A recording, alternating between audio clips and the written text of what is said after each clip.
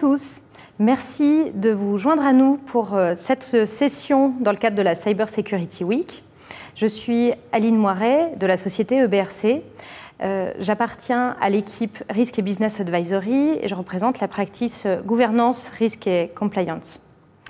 Le thème d'aujourd'hui sera la gestion de la sécurité et comment passer de la gestion de la sécurité à la cyber-résilience. Et j'ai le plaisir d'être accompagnée de Jacques Federspiel des hôpitaux Robert Schuman. Jacques, est-ce que je peux te demander de te présenter? Oui, sans problème. Déjà, bonjour. Moi, Jacques Federspiel, j'ai travaillé 22 ans dans le monde financier sur plusieurs postes dans l'IT et la digitalisation. J'ai rejoint les hôpitaux, la healthcare, il y a 10 ans, au début plutôt dans la partie IT classique, dans plus de responsabilités. Et maintenant, depuis 5 ans, j'ai le poste de Chief Information Security Officer au sein des hôpitaux Robert Schuman. Merci Jacques. Alors, juste quelques mots sur EBRC. EBRC est une société luxembourgeoise, filiale du groupe Poste, qui, depuis plus de 20 ans maintenant, a pour ambition de gérer la donnée sensible au cœur de l'Europe. Donc, au fur et à mesure des années, EBRC a fait évoluer son portfolio de services et propose à plus de 400 clients en Luxembourg et en Europe 6 gammes de services qui sont orientés autour de tout ce qui est data center, services de résilience pour permettre aux entreprises de continuer leur activité en cas de crise, des services autour de la cybersécurité, des services cloud, managed services et du conseil que je représente aujourd'hui. En termes de conseil, nous avons différents pôles de compétences. Donc le premier qui est GRC, Gouvernance, Risk, Compliance. On va en parler aujourd'hui. Mais nous avons aussi une grande expertise en continuité d'activité et IT transformation, ce qui nous permet de proposer à nos clients une offre complète de préparation à la cyber-résilience. Est-ce que je peux te laisser présenter les hôpitaux? Oui, les hôpitaux Robert Schuman, c'est déjà une des maisons aiguës, des 4 maisons aiguës au Luxembourg. Nous, on est nés en 2014 d'une fusion. La fusion, c'était entre la clinique Bollard, l'hôpital Kirchberg, la Zita Clinique et le Saint-Marie à Esch, dans le contexte. Et le principe, qui sommes-nous dans le contexte, ça veut dire c'est des gens qui sont derrière, c'est plus que 300 médecins, plus que 2000 personnes qui sont là vraiment à l'écoute de nos patients et au service de nos patients. Parfait. Impressionnant, ces chiffres, voilà. Donc le thème aujourd'hui, c'est de savoir comment évaluer un niveau de maturité, comment gérer son risque en fonction de tous les éléments de contexte qui gravitent autour de l'hôpital. Juste pour établir le contexte, est-ce que justement tu peux nous présenter ce que ça représente la cybersécurité au sein de l'hôpital? Quel est le contexte de l'hôpital? Quels sont les challenges rencontrés aujourd'hui? Il faut peut-être aller un peu historiquement voir. Il faut toujours voir qu'il y a une dizaine d'années, beaucoup de services autour du patient s'étaient encore basés sur du papier. La partie biomédicale était totalement séparée. Il y avait beaucoup de protection, beaucoup de calculs de risque sur les patients, mais vraiment une gouvernance dans le sens de la cybersécurité ou aussi des business impact analysis, ça n'existait pas vraiment dans le contexte. Ça veut dire que la première approche, c'était déjà, il y a 10 ans, de voir déjà quel type de sécurité on va mettre en place. Et quand on a débuté avec EBRC dans ce contexte, c'était plutôt technique, c'est de voir technologiquement c'est quoi nos problèmes, de quelle façon on peut s'améliorer. Dans ce principe-là, aussi côté audit, c'est pas vraiment qu'il y a une obligation de le faire, c'est une volonté de le faire et vraiment tous les atouts qui étaient là-dessus, c'était vraiment pour nous-mêmes, c'était pas vraiment une gouvernance de l'extérieur. C'est dans ce contexte-là où on a commencé et petit à petit, on a quand même les résultats qu'on a reçus dans ce contexte-là, on a remarqué quand même de plus en plus qu'il y a des obligations légaux qui viennent aujourd'hui avec la directive NIS, par exemple. Là, on va peut-être encore discuter un peu plus en détail. On a remarqué quand même côté direction, la partie technologique, c'est souvent compliqué pour eux et ce n'est pas tout à fait aussi ce qu'on a besoin à la base. À la base, on a besoin d'une bonne gouvernance qui vient de la direction, et c'est sur ces piliers-là, il y a aussi toute la partie de sécurité, la partie de risque à voir par rapport au système informatique et biomédical. Une autre chose, c'est qu'il faut aussi toujours voir, un hôpital, c'est comme une ville. Et ça, beaucoup de gens peut-être ne savent pas. On parle toujours, quand on parle de la cybersécurité, on parle beaucoup sur des PC, sur des serveurs. Il faut toujours dire que la partie biomédicale, on a plus que 10 000 devices en place par rapport à une informatique classique, qui est aussi très fort, mais qui est aussi, dans ce contexte d'affaires, il ne faut pas négliger aussi toute la partie facility management. Parce qu'aussi dans la partie facility management, une chose assez simpliste que les gens souvent ne voient pas, si tu n'as pas d'eau, tu ne peux pas faire de la dialyse, tu peux faire beaucoup de services que tu ne peux pas voir. Et comme la digitalisation aussi dans ce contexte a fait son effet, c'est vraiment très vaste aujourd'hui. Je dis toujours, on gère une petite ville. Ah oui, oui, vraiment. Et les remparts que l'on peut mettre dans le cadre d'une entreprise classique ou une organisation plus classique ne sont pas applicables à l'hôpital, parce que comme tu le disais, c'est une ville, il faut que les gens puissent circuler et différents corps de métier travailler ensemble pour pouvoir délivrer votre premier objectif qui est aider le patient. Il faut dire dans ce contexte-là, dans le monde financier, on avait la banque, tu as ton guichet, tu as ton SAS. Dans un hôpital, et tout le monde qui a été déjà dans un hôpital, c'est une porte en verre, on accepte les gens. Naturellement, les services OP et autres, ils sont naturellement sécurisés, mais quand même, on a beaucoup plus d'ouverture dans le contexte. Une autre chose, c'est aussi, comme on a des médecins chez nous qui ont aussi leur cabinet, la communication vers l'extérieur, c'est très, très, très vaste dans le contexte. Ça veut dire la sécurité, enfin, dans tous les domaines. Et naturellement, comme j'ai dit au début, cette maturité vraiment de sécurité, de gouvernance, elle n'était pas si présente au début que maintenant. Ça se met petit en place, mais quand même, on a là un petit recul encore par rapport à d'autres secteurs qui sont depuis longtemps déjà dans ce principe gouverné, mais aussi audité et aussi par la législation en vue. Oui, tout à fait. Donc, lorsqu'on a commencé à travailler ensemble, comme tu le disais tout à l'heure, nos premiers interlocuteurs, c'était vraiment les interlocuteurs techniques, le service IT. Je crois qu'à l'époque, le rôle de RSSI n'existait pas encore. C'était voilà, juste avant que tu portes ce rôle-là. Donc la première question qui s'est posée, c'est savoir sur quel framework est-ce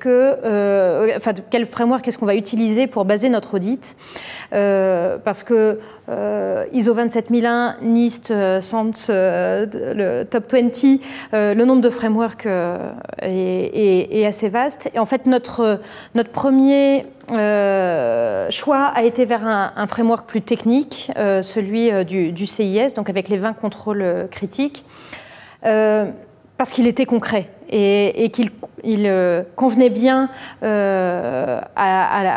pour faire l'état des lieux à l'époque, pour avoir des objectifs concrets sur lesquels travailler avec l'IT. Voilà, c'était, je pense, un des points importants, d'avoir une approche pragmatique, d'aller, en anglais on dit straight to the point, c'est-à-dire aller directement à l'essentiel et voir quels sont les points essentiels justement qui étaient à mettre en place. Donc c'était vraiment un focus sur les contrôles techniques. Comme tu le disais tout à l'heure, il y a une évolution donc depuis 5 ou 6 ans que nous collaborons ensemble. Voilà, c'est un mot compliqué. Oui, c'est un mot compliqué, exactement. Et notamment l'arrivée de la réglementation et de la directive Nice, qui a changé beaucoup de choses. Peut-être là-dessus, je vais te répondre déjà tout au début. Pourquoi on n'avait pas au début ce poste CISO? Il faut toujours voir, par rapport à notre secteur, il est totalement financé via la CNS. Oui. Et c'est le poste de sécurité, il était souvent vu, comme tu l'as bien précisé, plutôt technique. Ça veut dire c'est dans la responsabilité de l'IT.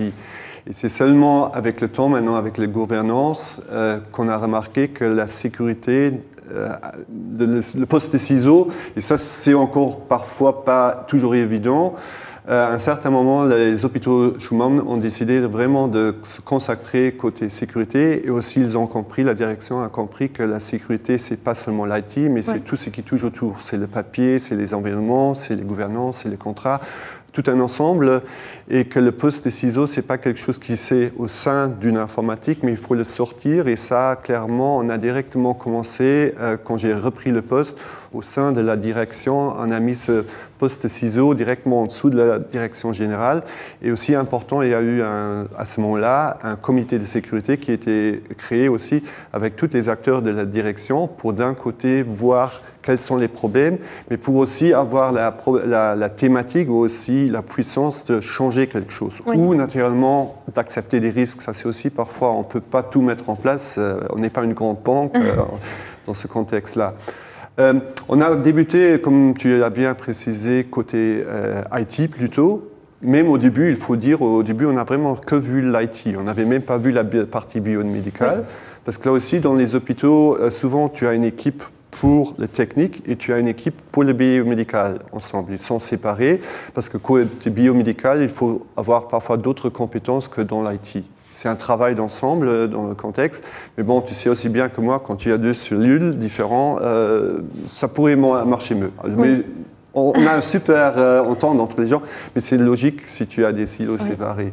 Ça veut dire qu'on est parti sur la partie technique et avec la venue, c'est pas seulement avec la venue de Nice, mais aussi via le Haut Commissariat de la Protection nationale, on est infrastructure critique. Quand on est infrastructure critique, naturellement, ça dépasse de loin toute la partie IT, parce que dans le contexte, c'est assez simpliste. On est là pour protéger les patients. On est là pour vraiment donner des services aux patients. Et là, ça commence de l'infirmière jusqu'à la femme de ménage. Dans le contexte, c'est tout le processus qui doit être en place. Et comme je dis, quand on a créé ce comité de sécurité, c'était aussi l'approche alors, et avec les HCPN, c'était l'approche d'une gouvernance. Comment est-ce qu'on va y arriver? Avec le SANS 20, c'était trop technique. Et ensemble, on a regardé ensemble où y aller. On est passé alors aussi côté Nice parce qu'il y a des obligations légaux de se dire ok, on se part direction ISO 27000. Alors on est loin d'être ISO 27000 pour le dire maintenant, mais on a dit on a besoin quelque part un framework où d'un côté c'est standardisé, d'un autre côté quand même on peut regarder à l'extérieur, avoir un langage commun pour pouvoir parler dans ce contexte-là. Naturellement, l'objectif, et c'est ça qui, pour moi, a fait vraiment la réussite de notre partenariat dans le contexte, c'est vraiment qu'on a dit, on ne va pas maintenant venir tout à fait avec un nouveau framework que personne ne va comprendre. Si moi, aujourd'hui, je vais sur le terrain avec ISO 27000, la plupart des gens vont me jeter dehors. Ce qui est quelque part logique, parce qu'il faut toujours, et c'est ça la thématique, quand on a de la gouvernance, quand on est à la législation, de quelle façon on a le langage de parler sur le terrain. Ce qu'on a fait, on a alors pris notre ancien audit SANS 20, on l'a mappé sur le ISO 27000 et on a un historique. Ça veut dire, dépendant de la maturité qu'on a sur le terrain, on est à un autre langage et c'est à nous, à ce moment-là, de transcrire ça vraiment dans une politique. Et c'est ça qui nous a aidé pour faire cette démarche. Oui. C'est ça, parce que les briques techniques, que ce soit le SANS ou ISO ou les autres frameworks, les principes de base, les building blocks sont les mêmes. L'avantage d'ISO, c'est qu'il y a tout cet aspect gouvernance et prise en compte du contexte global qui permet vraiment de répondre à tout ça. Qu'introduit ces réglementations aussi, au-delà de la sécurité de l'information, c'est la notion de cyber-résilience qui est particulièrement importante. On l'a vu encore récemment avec les annonces au niveau européen du Cyber Resilience Act. Donc la démarche ISO avec 27001 d'un côté, 22301 de l'autre pour la continuité d'activité, c'est vraiment la combinaison des deux qui nous permet d'avoir cette démarche et d'aller vers cette démarche de cyber-résilience. Voilà. Donc c'est vraiment en fait l'approche qu'on vous a proposée de changer cette approche d'audit en utilisant ces deux standards ISO et à chaque fois, je pense que ça peut être intéressant de le mentionner, un focus sur des thématiques spécifiques, soit sous forme de tests d'intrusion ciblés ou des revues sur tout ce qui est plan de reprise d'activité, donc l'aspect DRP ciblé. C'est-à-dire que notre approche d'audit, et c'est ce qu'on avait décidé ensemble, c'était toujours d'avoir une vue globale et en fonction de ce qu'on trouvait dans la vue globale, utiliser les bonnes ressources de façon efficace sur des domaines plus ciblés pour avoir des résultats pragmatiques et concrets sur les domaines les plus sensibles. Il faut dire, tout au début, les audits, ceux qui ont déjà fait des audits ou ont subi des audits le savent, il y a toujours ces fameux audit findings, il y a bien, pas bien, et bon, médiocre ou très mauvais, tout ce qu'il y a autour. Le principe, c'est au début, on avait vraiment ces findings. Il y avait beaucoup de rouge dedans, il y avait du vert, du jaune et autres. Mais c'est très difficile d'adresser ça à une direction. Ça veut dire ce qui nous a absolument manqué tout au début, c'est vraiment d'avoir un dashboard, un management dashboard pour s'y faire. Et là, dans le contexte, avec l'approche qu'on a fait ensemble, c'est qu'avec ISO, avec un dashboard dessus, comme j'ai dit, aujourd'hui, on ne parle plus directement des findings avec la direction, mais on a notre management, notre dashboard, et on sait adresser, et c'est d'un langage compréhensible où est-ce qu'il faut travailler dedans. Oui. Derrière, on a gardé ce type de findings où on l'adresse sur le terrain, où on fait des changements, mais ça va, à la fin du compte, ça va être mis ensemble. Il y a une corrélation qui est faite dans le contexte pour faire visualiser. Et ça, c'est aussi bien dans le contexte. On n'est pas les seuls hôpitaux. Tout notre secteur, et ça, tout le monde sait, c'est que côté sécurité, côté attaque, on est vraiment une cible, pas seulement ici au Luxembourg, mais mondialement. Et ça là-dessus aussi, de pouvoir travailler ensemble, parce que, comme j'ai déjà dit, la cybersécurité commence par une bonne gouvernance dans le contexte. Si je n'ai pas une bonne gouvernance, au début, je ne peux pas, à ce moment-là, je dis toujours, c'est comme une maison, je dois la construire d'une façon intelligente. Je peux mettre une super porte et laisser les fenêtres ouvertes, alors les cambrioleurs viennent par les fenêtres. Ça veut dire j'ai besoin absolument une ligne de défense qui est vraiment de la gouvernance jusqu'aux technologies. Et c'est ça où on est loin d'être parfait, mais on est là dedans à travailler dessus. Et on a aussi l'appui total de la direction pour y aller dessus. Naturellement, il faut trouver les budgets. Ça, c'est toujours la thématique. C'est pour ça toujours le message à la CNS, aidez-nous dans ce contexte.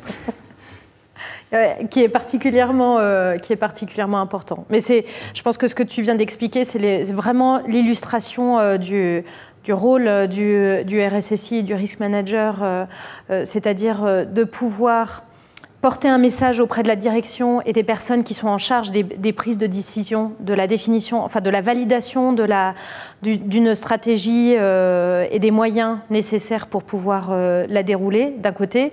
Donc avoir qu'ils puissent prendre des décisions de façon éclairée, mais tout en ayant un discours ou des moyens de communiquer avec les personnes en charge des opérations, en charge de déployer les plans d'action qui soient suffisamment fins, pratiques, pragmatiques.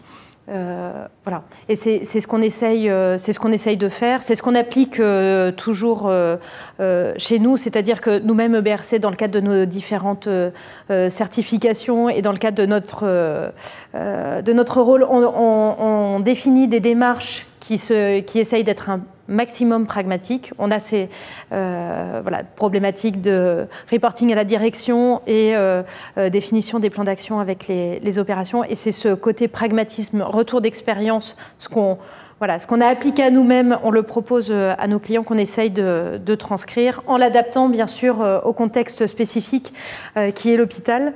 Voilà, parce que EBRC, un hôpital, c'est pas... c'est autre chose. Voilà, c'est pas du tout la même chose.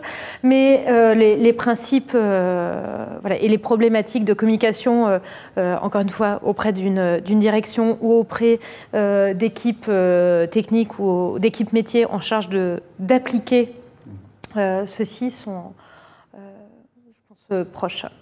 Oui.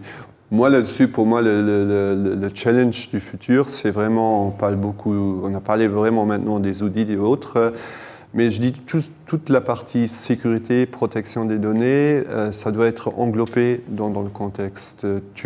Ça commence par le risk manager, tu as la partie juridique, tu as le DPO, tu as le CISO. Pour moi, c'est toute une équipe dans le contexte. Souvent, aujourd'hui, c'est toujours vu personne par personne.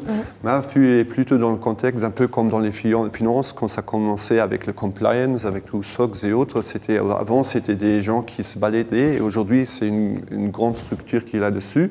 Je ne veux pas parler d'une grande structure, mais moi aussi, je vois plutôt dans le contexte que le futur va clairement nous guider d'avoir vraiment un groupe de compliance où tu as vraiment la partie CISO, la partie DPO, les juridiques, les risques ensemble qui forment un groupe, parce que déjà aujourd'hui sur le terrain, je travaille beaucoup avec mon DPO. Je n'ai pas directement de juriste, mais bon, ça va se faire dans le contexte. Mais le principe, c'est vraiment clair que c'est un travail multidisciplinaire que tu dois avoir. Et à ce moment-là, ce sera encore beaucoup plus clair aussi pour les directions, pour les dirigeurs, pour la législation, parce que là, tu vas parler d'une voix avec tous les aspects dedans. Naturellement aussi intégrer les responsables et les CIO aussi dans ces discussions. Mais ma vue est vraiment que côté compliance, on doit arriver à un certain moment dans une direction qu'on a un langage vers la direction, vers le terrain, vers le métier. Et avec ça aussi, on va avoir encore une beaucoup plus grande maturité. Parfait. Le temps le verra. Voilà, je l'espère. Voilà. Est-ce que tu souhaites avoir un mot de conclusion et est-ce que tu étais... Enfin, moi, en tout cas, j'ai été ravie de travailler avec toi et avec les hôpitaux Robert Schuman depuis donc toutes ces années. J'étais ravie aussi de voir justement l'évolution dont on vient de parler, c'est-à-dire d'exercices plus orientés technique et voir comment est-ce que vous organisez de façon plus globale. Et ce que tu viens d'expliquer, de regrouper les aspects légaux, DPO et sécurité de l'information, compliance dans un même groupe, c'est effectivement essentiel pour bien comprendre son contexte, pour bien avoir tous les aspects à prendre en compte pour pouvoir analyser une situation et que chacun puisse définir et appliquer une stratégie sur son domaine d'application, mais encore une fois en ayant la vue globale.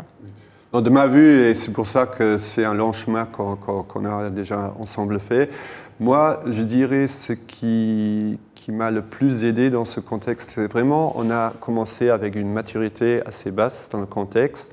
On est maintenant à un tout autre niveau. On n'est pas encore à la fin, on est quelque part au milieu, je dirais, dans le contexte. Et ce qui a toujours été bien sur le terrain, c'est vraiment que vous avez regardé à vraiment d'avoir le bon langage. On a toujours... presque toujours, il n'y a pas le 100%, même dans la sécurité on le sait, mais disons, on a toujours réussi quand même de reprendre qu'est-ce qui est vers l'extérieur essentiel et le transcrire dans un langage qui est compréhensible pour les gens du terrain. Parce qu'il faut quand même toujours revoir une clinique, un hôpital. Ce n'est pas nous, la sécurité, mais c'est chez nous des milliers de personnels de soins et aussi médecins et tout l'entourage qui sont là pour le patient. C'est clair, nous, on n'est pas une société de sécurité, on est là pour le patient dans le contexte. Les gens sur le terrain, ça veut dire qu'on doit toujours regarder par rapport à leur matériel, par rapport à leur langage, les aider dans leur travail quotidien. Je crois jusqu'à aujourd'hui, on a bien réussi le coup. On peut toujours faire mieux, ça 100%, mais c'est déjà pas mal. Parfait. Alors, je vous invite maintenant à passer à la session de questions-réponses. Et j'espère que cet entretien vous aura intéressé et nous restons à votre disposition pour vos questions.